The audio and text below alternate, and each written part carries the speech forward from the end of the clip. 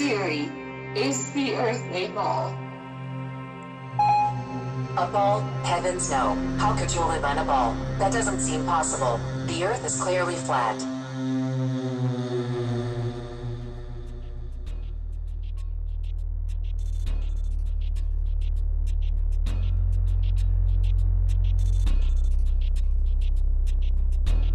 So mainstream science tells us that the Earth formed 4.6 billion years ago, after a big bang that created the known universe.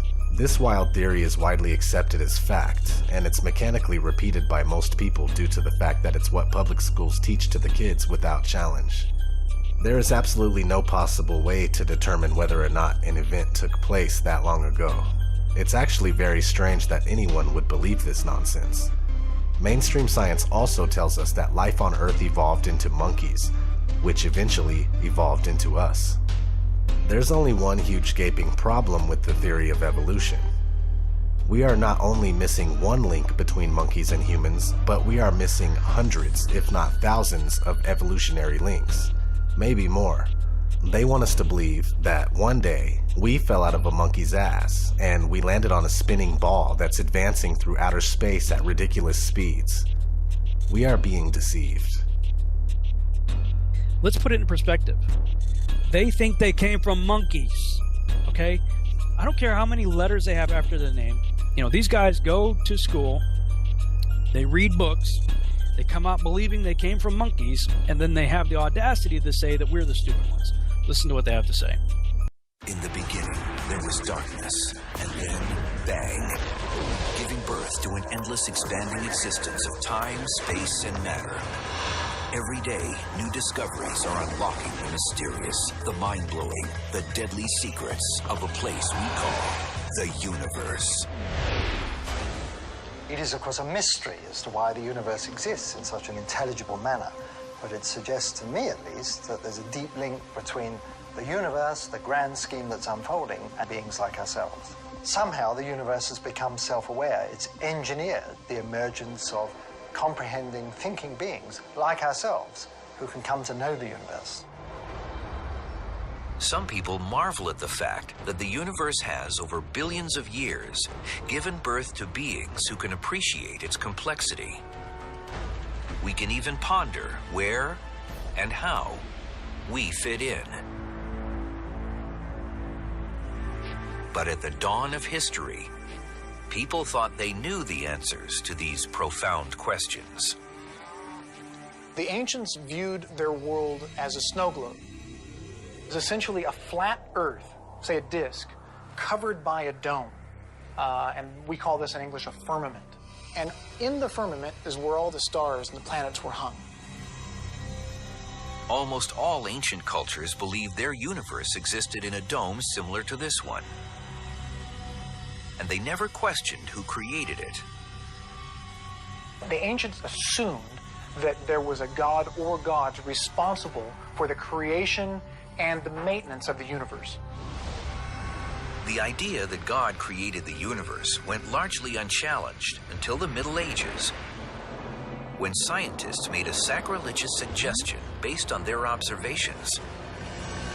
The sun, not the Earth, was at the center of the universe. It was a paradigm shift. There is now another way to explain the naturally occurring phenomena around us, and this is science. Since the Middle Ages, scientists have developed sophisticated new theories about the enormity of the universe and our place in it. Theories that often have no room for God. Many phenomena have appeared mysterious or miraculous or magical.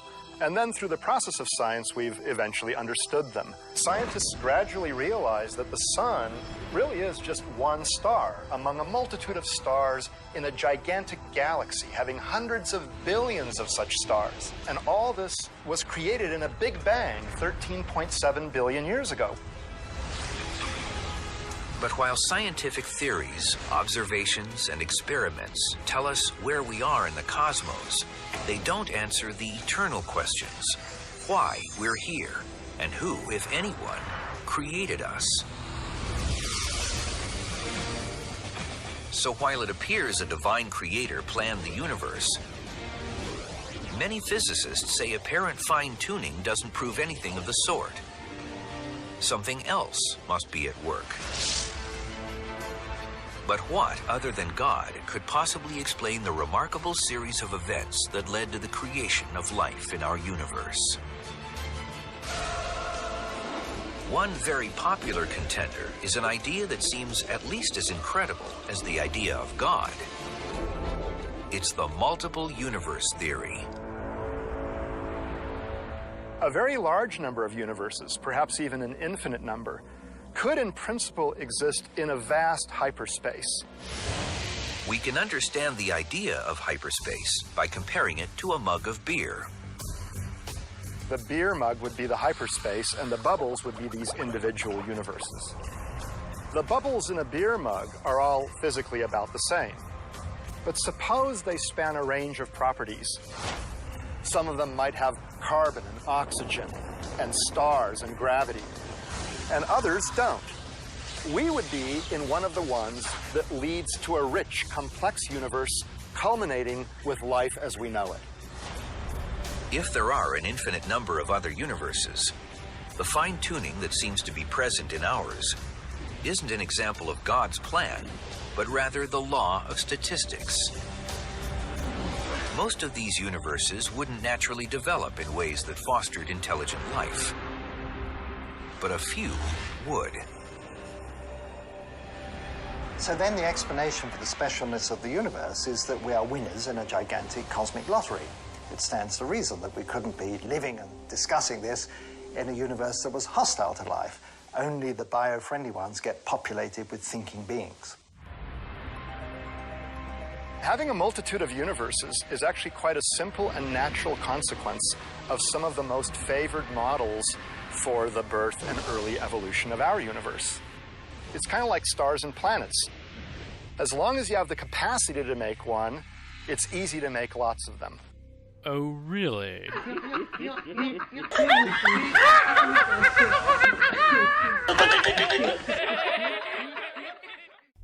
Evolution isn't the only thing we are being lied to about.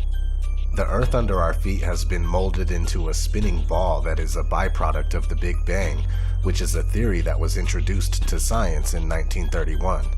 In order for the theory of evolution to be reasonable, the Big Bang that was somehow pinpointed to 13.7 billion years ago has to be true. In the Big Bang cosmology, the Earth is a rotating sphere orbiting around the Sun. The issue is that the motion of the Earth has never been detected, and here we are in the year 2016 looking for the curvature of our world, which also can't seem to be measured. Mainstream science using theory after problematic theory to try and prove another theory isn't science at all. Real science will reveal a stationary Earth that's turning out to be quite flat, with a sun that's much closer than we are told. Despite what you hear, flat earthers aren't anti-science at all. We just don't condone what mainstream science has become, and that's a faith-based religion swarming with lies and ludicrous theories that have never been proven. Also, this re-emergence of the flat earth has little to do with the Flat Earth Society. If you have the desire to further look into this, don't check for answers on their website. Some of the claims made by the Flat Earth Society are decent, while others are absurd. This is a common ploy to encourage no further investigation by the controlled opposition known as the Flat Earth Society. It's a commonly held misconception that the Earth is a spherical object that revolves around the Sun. But the fact is, of course, that the Earth is a circular dish surrounded by a barrier of ice that explorers have been attempting to penetrate for centuries. What if gravity isn't real? What if the Earth is in fact flat and science has been wrong all along? Everything that you've been taught is a lie. We're shown that and told that's the solar system, that's the way it works. You've got the big sun in the middle and all the planets revolve around it, but nobody's ever seen that. We've never seen a photograph of it. We've never seen, real part. We've certainly never seen any animation of it, even though there's supposed to be a probe out in Pluto at the moment. Nobody's ever seen the solar system like this. It's always graphics, it's always secondary knowledge. Things that people hold dear and call fact, like gravity, like the age of the universe, the universe formation itself, the age of the Earth, they're all dependent on things that are unproven. While they're good to consider, we should consider everything. You have allowed them to become facts that appear in our textbooks taught by professors to kids as facts. The argument, for all practical purposes, came to an end when the Church of England was established by law during the 16th century. They embraced many radical scientific notions prevalent at the time, including Copernicus' round Earth theory. With this endorsement, the theory found its way into the schools, which were then largely controlled by the Church. It has remained there to this day, and many children have accepted it without question. All-seeing eye and the square compasses. Here we have Buzz Aldrin, the second man, supposedly that walked on the grey dust of Kubrick's film set, showing off. They don't try and hide it. It's amazing. There's his Masonic ring. He's got his Shriner hat there. And these guys, yeah, they're supposedly praying to the command module. Looks like a pyramid to me. The connections between Ron L. Hubbard, or L. Ron Hubbard, who started the Scientology movement, Walt Disney, Werner von Braun, rocket scientist, Jack Parsons, also a rocket scientist, Jet Propulsion's laboratory, and Aleister Crowley, who's obviously an arch Satanist, influenced a lot of rock music and everything else. Started the OTO, the Ordo Tempora Orientis. These guys are all connected. They're all in the same brotherhood. The connections between, well, here you go. Jack Parsons, the JPL was how obviously NASA got into, got into the air in the first place, the Jet Propulsion's laboratory. Here's Jack Parsons at a Masonic ceremony. You can tell by the floor. And again, you can look into this for yourself. Yeah, it's easily searchable. It's easily researchable information. The connection between Walt Disney. Here we have aboard the ISS. Again, now we're getting into the handshakes. We've got Baphomet all doing it. Yeah, we've seen Bill Clinton do that, and Bush, and all these guys give you that. We know what that means. We know who they're in service to. This is all about occultism. It's all about sun worship, heliocentrism. It's not science. It's a religion. It's a faith. This is Helios. This is Helios, the sun god. And here he is on the badge of Apollo 13. This is all occult religion going all the way back through all Egypt and then back through to Babylon as well. Life is much simpler on a flat plane. There's no complex theories or complicated mathematics involved in it. The flat plane. There's sea level is level. Everywhere you go at sea level it's sea level. There's no bending the ocean around a spinning ball. It's level. It's water finds its level and it maintains. You can't bend it around a ball. This idea, these facts, they're facts, resonating with people all over the world is not an accident. It's not a coincidence. That is the hardest part for you guys to understand. The people that argue with me, that want to make me feel like a fucking idiot, that's not you talking. That's your ego talking. You have to convince yourself verbally to somebody who is challenging your own beliefs to make yourself feel better and to help you sleep at night. The flat earth is a perfect example of that. You refuse to look at the information. It's stupid. Well, why is it stupid? Well, it just is. Every little thing that you've brought up, all of you, can be refuted and explained differently, but you refuse to see that. You refuse to look at it. That makes you ignorant. That is the definition of ignorance. So how does Hollywood brainwash you? Well, one way is like this. They begin their movies on a globe and then they zoom in to whatever the first scene is. Real clever way to brainwash you in the very first scene of any movie you see. Universal Studios is so bad they use this goddamn globe as their logo. as their intro to every single movie that they make. At the beginning of every single movie Universal makes, you're going to see the spinning globe logo. So it doesn't even matter what the movie's about. You're going to be brainwashed. No video, real video of the real Earth spinning in space, which you'd all like to see, actually exists. This is what he's shown. This is last year from the Discover satellite, the Epic camera. This is actually the dark side of the moon. Going past the Earth. There's the Earth spinning. And there's the dark side of the moon. The only problem with that is the moon's supposed to be orbiting the Earth, not just flying straight past it. Your eyes aren't fooled, yeah? You've got your own senses, trust your senses. This is clearly CGI, but you go to NASA's website and they will claim this was taken from 1 million miles away from Earth by the Discover satellite. You'll notice also that the clouds don't really move. I mean, they move across, but they don't change, don't swirl, they don't change direction. 5 hours, 3:50 to 8:45 is nearly 5 hours of time-lapse photography. Those clouds do not move at all. You ever been mindfucked before?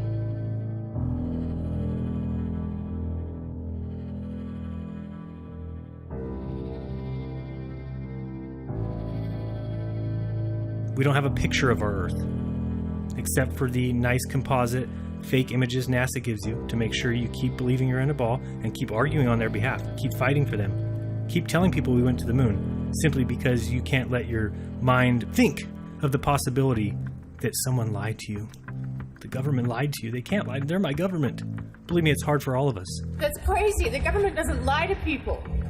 I was a huge Star Wars fan. Very, very disappointed to find out that I'm just being programmed. Again, it's a multi-pronged approach to show you they're not trying to pretend that Star Wars is real in any way, but again, it's impressing your brain again and again and again that the space and planets and spaceships and they're all round and everything else, okay? It's Hollywood. So now we've got the ISS. Does this look solid? Is this like a solid machine to you? Or how do we know these are real? We don't. But I tell you what you don't see from the ISS, which you really should and you never do, is one of the 17,000 satellites that are also supposed to be spinning around up there as well. What difference does it make if it's a globe or if it's flat? They're stealing your money and showing you cartoons and CGI. Wouldn't that make a difference if it was a globe or if it was flat? Because they keep showing you cartoons of a globe. They show you CGI of a globe. They show you Hollywood trickery of a globe. They're stealing your fucking money. If it's flat, that begs the question, hey, what the hell have you been showing us this ball for all this time? What have you been doing with our money? Did you guys go to space? Is evolution actually real? Did you guys just make this shit up? See, these are the questions we need to be asking. There might be more land out there to be discovered. There might be a fucking firmament up there. We don't know. They've stolen our mind from us and stuck us on a cartoon ball. We are being lied to, controlled, manipulated, stolen from, and I'm not going to stop speaking out. There's a quote by Tesla. Today's scientists have substituted mathematics for experiments, and they wander off through equation after equation and eventually build a structure which has no relation to reality. That's what happened with the globe theory. Everybody knew the world was flat until one day some guy came along and said, "Oh no, it's a ball. We're spinning through space. We're circling the sun." A lie is a lie, even if everybody believes it. And truth is truth, even if no one believes it. Ptolemy refined a system with Earth at the center. For 1,500 years, Ptolemy's system was used as the basis of astronomy and calendars, and it worked quite well. Copernicus hated that, and Copernicus set about to undo Ptolemy's greatest discovery. While working at the request of Pope Leo X on improvements to the Julian calendar, Copernicus conceived what turned out to be the foundational idea of modernity itself. The idea that the Earth moved. Not all were persuaded by Copernicus, however. The greatest astronomer of the time, Tycho Brahe, developed a new geocentric model. The Earth occupies the center, the planets orbit the sun, and the sun orbits the Earth. They basically stole our minds and enslaved us by showing us a picture of a ball. Said, here's what you live on, it's a ball. And then they show us a different picture of a ball. And here's a different picture of a ball. And everyone's just like, yeah, that's the same place. It doesn't matter if the colors of the continents change. It doesn't matter if the color of the oceans change. It doesn't matter if the continents change sizes, change locations. Tycho hired a young assistant named Johannes Kepler in 1600. Kepler, working on his own development of the Copernican system, needed Tycho's observations, but Tycho refused to part with them. When Tycho died suddenly and mysteriously in 1601, Kepler took charge of Tycho's observations and used them to develop his own system. In Kepler's system, the sun is in the center, while the planets move on ellipses, non-uniformly. The ellipse, with its two foci, allows us to see that Ptolemy's epicycles and equant were actually a brilliant attempt to express non-uniform motion centuries before Kepler. Indeed, once the concept of non-uniform motion is introduced, all of these systems can be shown to be geometrically identical. Copernicus was the main guy who started off the revolution. His book on the revolutions of the celestial spheres changed, thousands of years of thinking about the Earth being completely still, as you can experience it for yourself every single day of your life, and obviously the bodies move in the heavens above us. That's what your senses experience. Copernicus changed all that around, but he didn't use any science. There's no science in his book. He got his ideas from the Hermetica, from Hermes Trismegistus. And it basically says how the sun sits enthroned in the middle of the solar system, and we all orbit around it. What's that sound like to you? That sounds like sun worship. It sounds like sun cult to me. Because later on, I'm going to show you, Fred Hoyle was another astronomer Royal. He said there's no difference in the mathematics, whether it's geocentric or heliocentric. Whether the sun moves around the Earth moves around the sun. The maths works the same, exactly the way.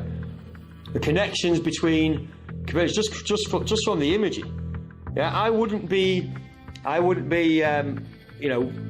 have a portrait done with a big 33 on it, or a triangle with an eye, or anything like that. I wouldn't want to be connected or associated with any of that stuff, because I'm not really into that kind of stuff. I'm working for the other side.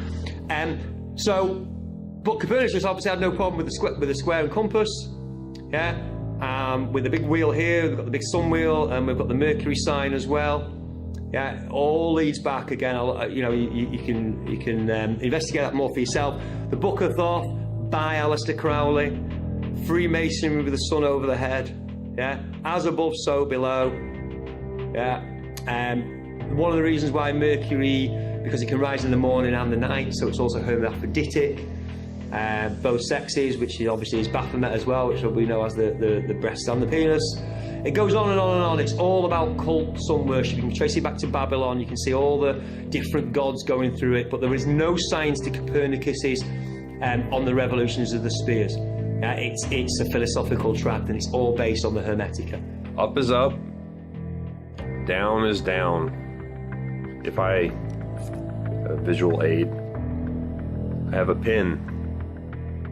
And if I release it from my grip, what happens? Anybody? Correct, it falls. Was that gravity? No. The molecules that make up this pin, the plastic, the ink, it's got a little rubber grip on it, are more dense than the molecules of the air surrounding it. The molecules of the air will not support the weight, so they fall. So it falls when you let go, like that. Density and mass make an object heavy. There's no gravity. Simple. Up is up, down is down. Objects fall because they're heavy. If it floats, it's lighter than air. Helium, fill a balloon with helium, it goes up. If you filled it with hydrogen, it would also go up. Lighter than air, floats. Heavier than air, falls. It's not complicated. Gravity is a god because it's the answer. It's the magic answer to everything. Why? How does the Earth keep us on, but it still spins around, it still orbits on gravity? How's the moon? How's the type of gravity? Why doesn't the moon fly off to the sun? Because the sun's got bigger gravity. It's the way gravity works. Don't worry about its gravity. Gravity is the god that explains everything very, very magically. There is no need for gravity whatsoever if we're on a fixed stationary plane and the heavenly bodies are simply going above us. The reason why you don't fall off is because you're denser than the air that underneath you. It's just, again, Occam's razor. It's a straightforward explanation. Basically, the perspective of living on a globe is preposterous, it's ridiculous, it's hilarious. How we are taught to perceive the world we live on, because basically, even when trying to depict it, it's hilarious. They have no way of depicting it without it being comical. You have whales climbing the curve, like, it's absurd. How can we live on a globe? Core of the Earth, you know, that you've seen the cutaway. This much is crust and mantle and magma and liquid molten stuff at the center. The deepest hole that's ever been drilled in the history of mankind to date, even with today's technology, 8 miles. If you want to say this is what the first 8 miles looks like, I will believe you, because they can show me the hole. This goes 8 miles down, okay? It goes 8 miles down. That's how thick is the plane that we live on? It's at least 8 miles, because they've drilled down that far, but they can't go any farther. It doesn't work. So it's speculation. With a sphere of 4,000 miles radius being spun round once every 24 hours, a little bit of calculations will show that that person there is being spun round at about 1,000 miles an hour, and it doesn't know it? I mean, this is obvious nonsense. The stage was set for one of the most important events in the history of physics, the Michelson-Morley experiment. The experiment failed to detect the Earth moving in or against the ether. The problem was serious. Although various solutions were advanced, in the end, science was faced with a choice. Either discard the ether or admit that the Earth wasn't orbiting the Sun. It was Albert Einstein who came up with the solution, which now forms the basis of our physics, and which we call the theory of relativity. Einstein eliminated the ether as the cause and said that it was simply a principle of nature. That when objects move through empty space, they contract in length, they decrease in the time traveled, and their mass increases, all by the same proportion. Hence, in order to maintain the Copernican principle, the length, time, and mass of moving objects were altered. And this is the essence of Einstein's special theory of relativity. All of physics collapses with that experiment. Foucault's pendulums do not uniformly swing in any one direction. Sometimes they rotate clockwise and sometimes counterclockwise. Sometimes they fail to rotate, and sometimes they rotate far too much. Scientists who have repeated variations of the experiment have conceded time and again that, quote, it was difficult to avoid giving the pendulum some slight lateral bias at starting. The behavior of the pendulum actually depends on 1. the initial force beginning its swing, and 2. the ball and socket joint used, which most readily facilitates circular motion over any other. The supposed rotation of the Earth is completely inconsequential and irrelevant to the pendulum's swing. If the alleged constant rotation of the Earth affected pendulums in any way, then there should be no need to manually start pendulums in motion. If Earth's diurnal rotation caused the 360-degree uniform rotation of pendulums, then there should not exist a stationary pendulum anywhere on Earth. It has been said that the pendulum experiment proves the rotation of the Earth, but this is quite impossible, for one pendulum turns one way, and sometimes another pendulum turns in the opposite direction. Now we ask, does the Earth rotate in opposite directions at different places at one and the same time? We should like to know. Perhaps the experimenters will kindly enlighten us on this point. There's all kinds of evidence for the phenomenon of what's called continental drift. This means that the continents are able to move as if they're floating on a fluid.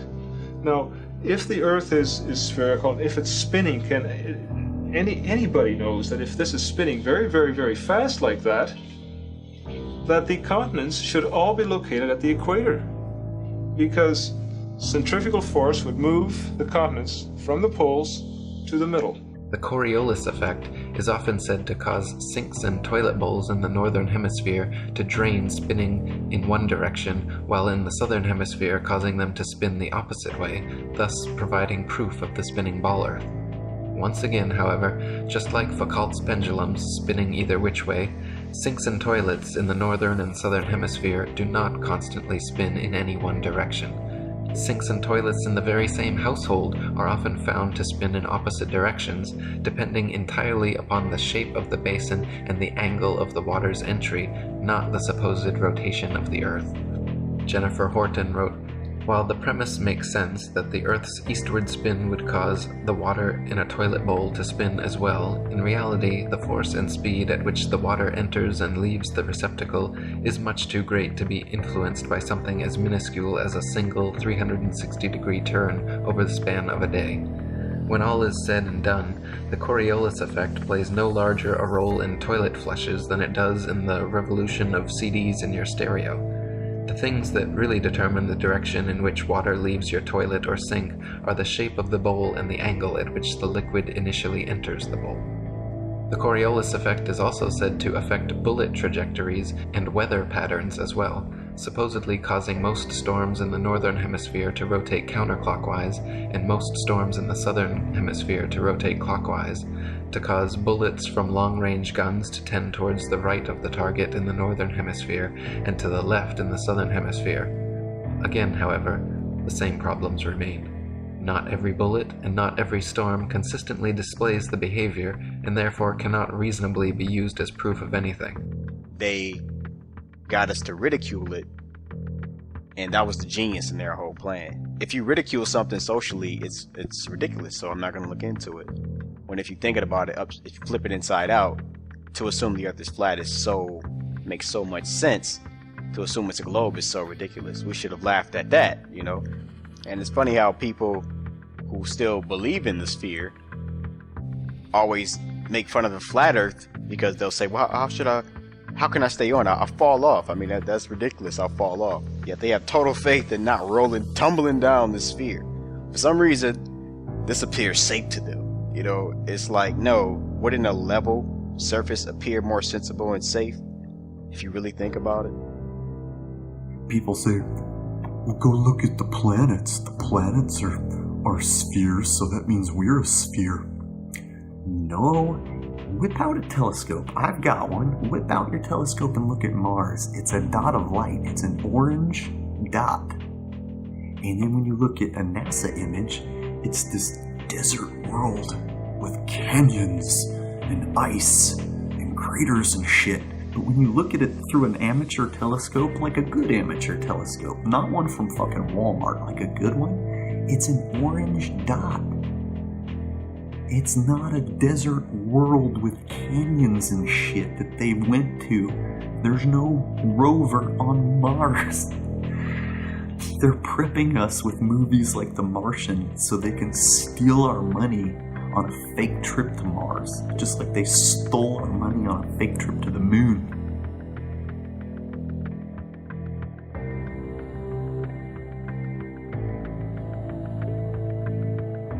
Behold, the mysterious floating orb. Ooh! Ah! Ooh! Ah! Soup's on.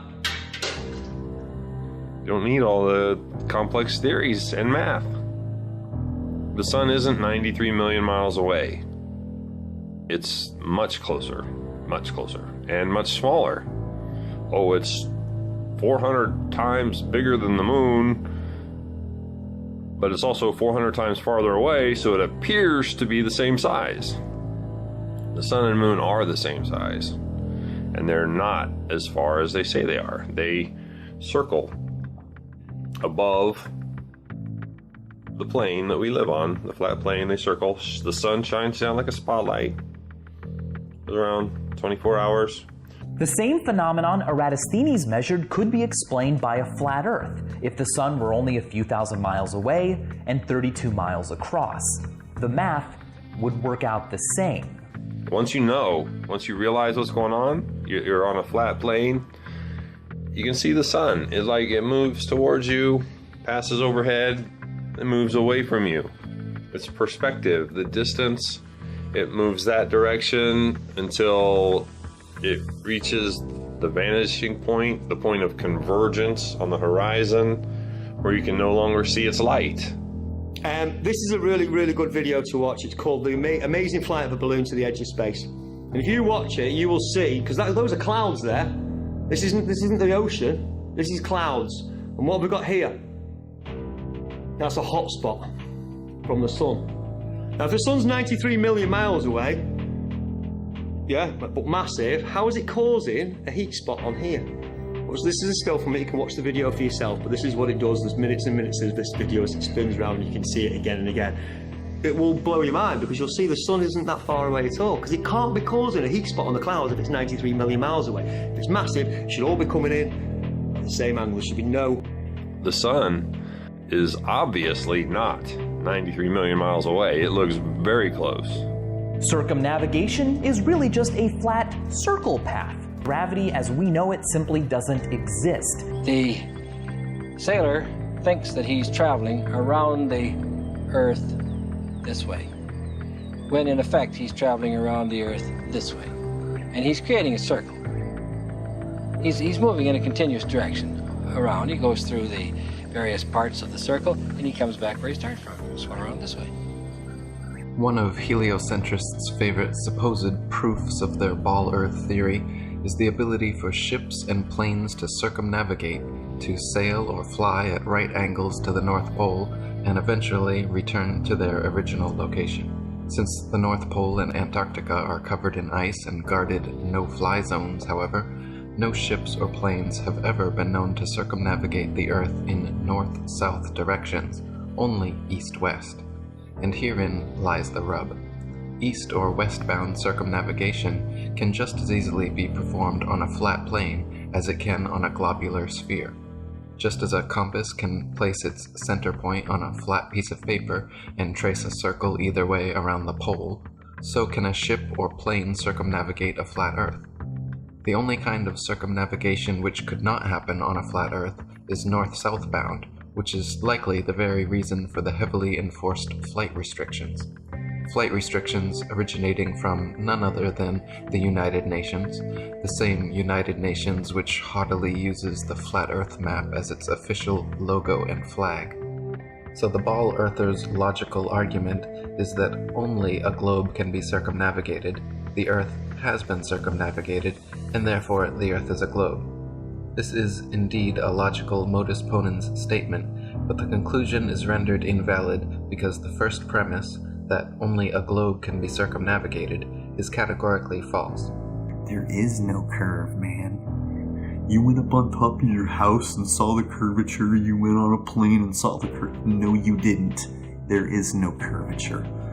You know how I know? I tried to debunk the flat Earth and I failed. That's how most of us get started. We try to debunk the flat Earth and we fail. There's no evidence for curvature when you use your own senses and your own observations. Cross Lake Michigan, from St. Joseph to Chicago, is 60 miles. Over 60 miles, anything under 2,400 feet should not be seen.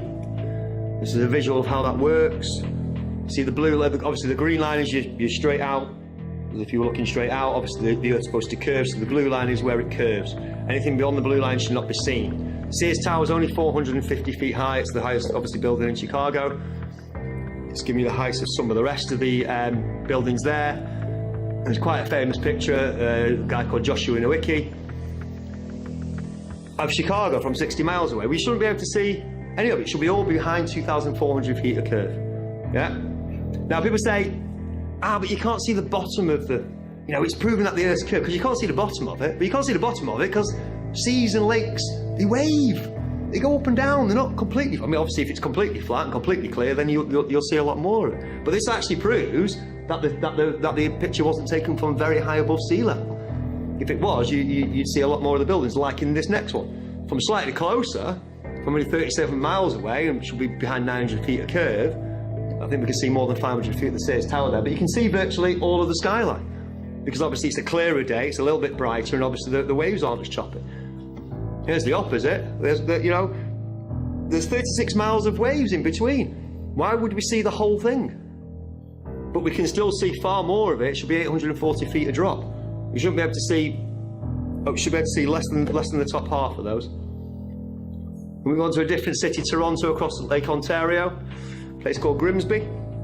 Obviously not in Lincolnshire. 37 miles away. Should be behind 900 feet of curve. The CN Tower is 1,800 feet tall.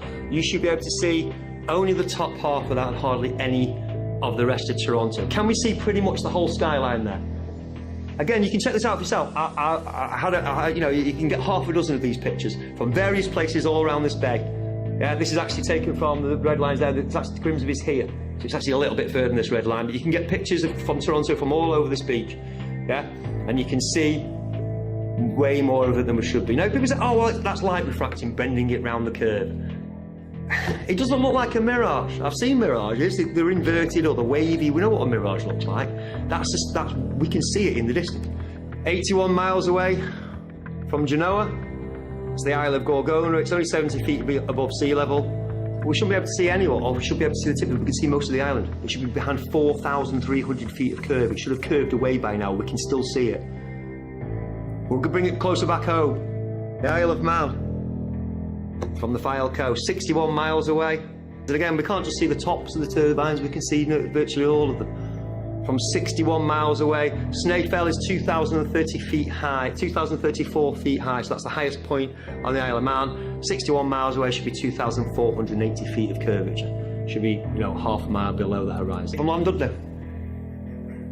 75 miles away. Starts getting interesting when you start getting towards the 100-mile mark. We're talking over a mile of dip now. This is the Isle of Oahu, taken from Kauai. Thank you. In Hawaii. It's 90 miles away. Again, you can see, apart from, whatever bit the waves are hiding, we can see a lot of that island. And here's the numbers for it. It should be behind 5,400 feet a drop. Its elevation is 4,003 feet, so we shouldn't even be able to see the tip of it. You can see nearly all of it. This is the Sierra Nevada range from Mount Diablo in California near San Francisco. It's 160 miles away. Yes, we're up a mountain. Yes, they're up a mountain. But we can see, again, a lot of the bottom of the mountains. You can see the snow-capped tops, and then we can see the rest of the mountains as well. 160 miles away, this should be behind 17,000 feet of curve. Again, yes, you might be able to see the top of it, but not all of the mountains. And here's the furthest one I've found so far. This is my record so far. I'm sure it'll keep on growing. This is the Reunion Island from the Isle of Mauritius. It's 149 miles away. It's a long, long, long way away. And once again, we can see the peak, but we can also see most of the rest down. This is quite clearly a very, very good observational day. Very clear, very calm. The highest peak on Reunion Island is 3,072 meters tall. It's just under 2 miles. 149 miles away, everything should be behind 2.8 miles of curvature. Should have curved way, way away. And again, it's not just the tops we can see much more. We can see a lot more, 2,000 feet or so of that. We can see far more. That's what I'm saying about the Z-axis curve. It's not there. It's not there. If you watch a boat out to sea and then get a telescope on it, it'll come back into view again. Yeah, it's perspective, and it's obviously the limits of our eyesight, but it's also conditions as well, quite clearly. Yeah, heat, haze conditions, what have you. Visible conditions do check. But the point is that photographs have been taken. I've just shown you a dozen photographs from starting at 30 miles, 60 miles, 90 miles. Now we can see 150 miles in the distance, and it should well have disappeared behind the curve of the globe. Huge flat places on Earth, everybody's aware. If you ever watch Top Gear, the Bonneville Salt Flats, where everybody goes racing, but there's even bigger ones in South America. Ethiopia? But the Saladillo in Bolivia. They've gone for 4,000 square. They go for hundreds of thousands of square miles. Big flat places on Earth. Yeah, famously flatter than a pancake. The evidence is all around us. The Earth is flat, and that is that. Don't overthink this thing. It's not necessary. Primary knowledge or secondary knowledge? You're going to use your own senses, your own observances, your own experiments, hopefully, or you're going to believe what you've been told just because that's what everybody believes. It's not this overly covert, like, psyop. Like, what would be the point of that? To discredit the truth movement? If you look into Flat Earth for 3 hours, that you would realize that it's not a psyop. It's not a psyop. A psyop of that magnitude that would ultimately bring the truth movement to its... Do you really think the truth movement is going to be brought to its knees anytime soon, given all the information? The same as with Flat Earth. Think about it. So why? What have they got to gain? You know, why bother? Well, as far as I'm concerned, once you've done research, and if you come to the same conclusion that myself and thousands of others have done, it overthrows heliocentrism, overthrows the Big Bang, it overthrows evolution, overthrows everything we thought we knew about the world. And I've heard people say that the reason they don't want to publish papers that disagree with special relativity or general relativity is that they built their careers on this. If you were paranoid, you'd say there's a conspiracy. Whatever it is, there is a lot of resistance to getting something published that disagrees with either of Einstein's two theories. As for all of the photos and video evidence we now have that the Earth is round, well, all of that material is completely fabricated. A hoax perpetrated by space agencies, airlines, globe manufacturers. They are reaping the rewards of our ignorant belief that the Earth is actually round.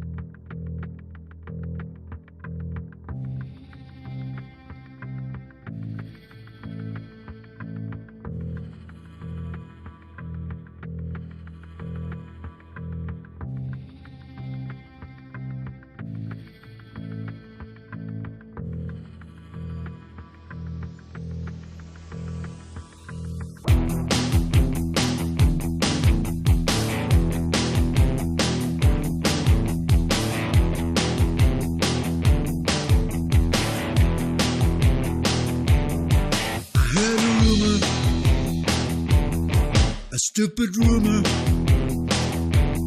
I started laughing. That's a fact. I knew for certain that I would disprove it. 1 year later, and there's no going back. Researching, I'm racking my brain. The answer could drive you insane. What I'm finding was never the plan. I want to tell you that it's crazy, but I can't.